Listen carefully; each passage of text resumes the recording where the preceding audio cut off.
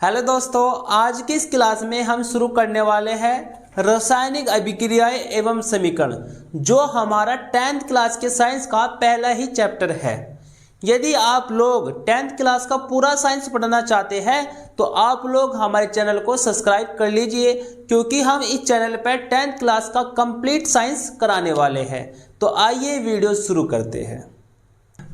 तो आइए सबसे पहले आप लोग हेडिंग लगाएंगे रासायनिक अभिक्रिया।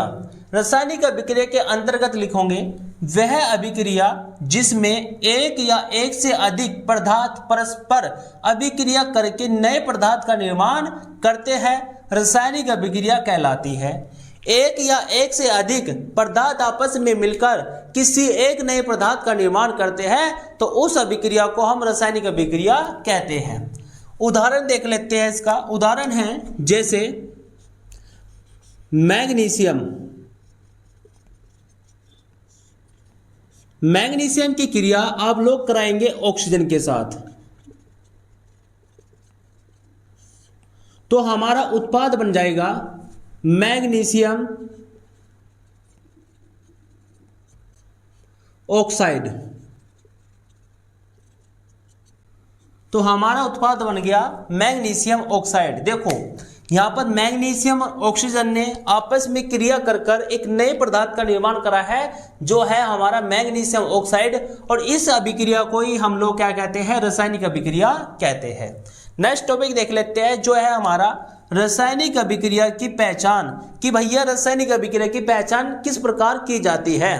नंबर 1, अवस्था में परिवर्तन। अवस्था का परिवर्तन ये समझिए कि कोई पदार्थ जैसे मैग्नीशियम ठोस होता है, ये क्या बन जाता है? चूर्ण बन जाता है। तो वहां पर भी क्या होता है? अवस्था में परिवर्तन होता है। या किसी पदार्थ का ठोस से द्रव में बदलना, द्रव से गैस में बदलना, यदि अवस्था में परिवर्तन होता है तो वहां पर भी अवस्था में परिवर्तन होने के कारण हम कह सकते हैं कि वह रासायनिक अभिक्रिया है। उसके बाद रंग में परिवर्तन।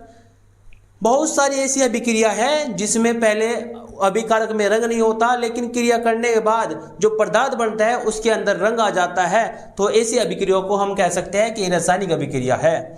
गैस का निकलना। जब हम लोग किसी अम्ल की क्रिया धातु के साथ कराते हैं तो वहां पर हाइड्रोजन गैस उत्पन्न होती है, तो हम कह सकते हैं कि वह भी एक क्या है? रासायनिक अभिक्रिया है। तो रासायनिक अभिक्रिया की पहचान हो सकती है कि गैस का निकलना। गैस भी निकलती है जब कोई रासायनिक अभिक्रिया होती है। ताप में परिवर्तन। ताप में परिवर्तन का ये समझिए कि जब कोई अभिक्रिया होती है तो जो हमारा उत्पाद बनता है, प्रोडक्ट बनता है, वो हमारा ठंडा हो सकता है या फिर गर्म हो सकता है। मतलब ताप में वृद्धि हो सकती है या फिर कमी हो सकती है।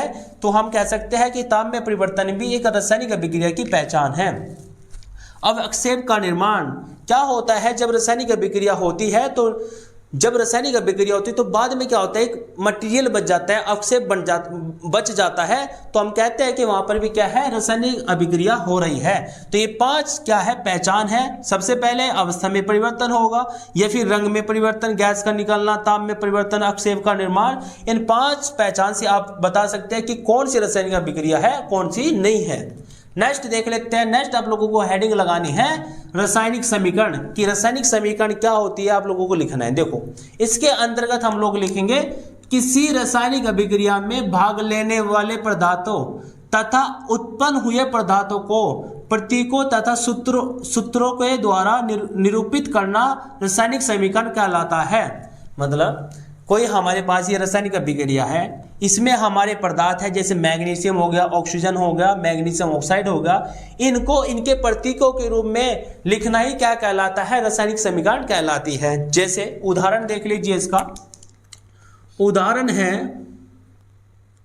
उदाहरण आप लोग इसका देख लीजिए। उदाहरण है जैसे ये मैग्नीशियम है और मैग्नीशियम को हम प्रतीक के रूप में लिखते हैं Mg, तो हम लिखेंगे Mg।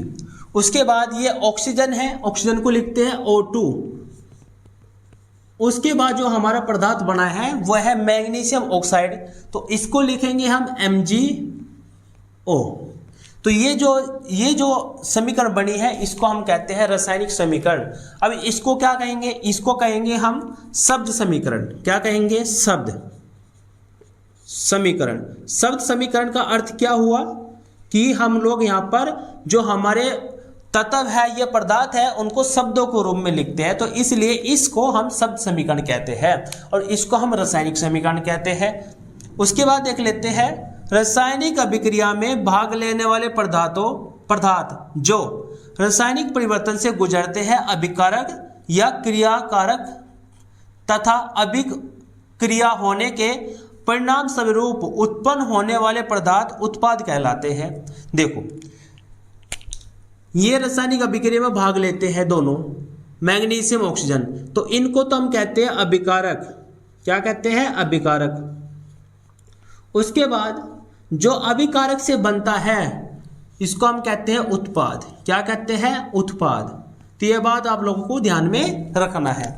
रासायनिक अभिक्रिया में भाग लेने वाले पदार्थ, ये रासायनिक अभिक्रिया में भाग लेने वाले पदार्थ है, रासायनिक परिवर्तन से गुजरते हैं, इनके अंदर परिवर्तन होकर तो मैग्नीशियम ऑक्साइड बना है, MgO बना है, तथा अभिक्रिया होने के परिणाम स्वरूप, भाई अभिक्रिया होगी परिणाम स्वरूप होगा, उत्पन्न होने वाले पदार्थ, ये उत्पन्न हुआ, इन दोनों से क्या बना? ये बना, तो उत्पन्न होने वाले पदार्थ को उत्पाद कहते हैं। तो उत्पाद हमारा हो गया MgO। ठीक है, तो इस प्रकार से आज का ये टॉपिक हमारा खत्म हो चुका है।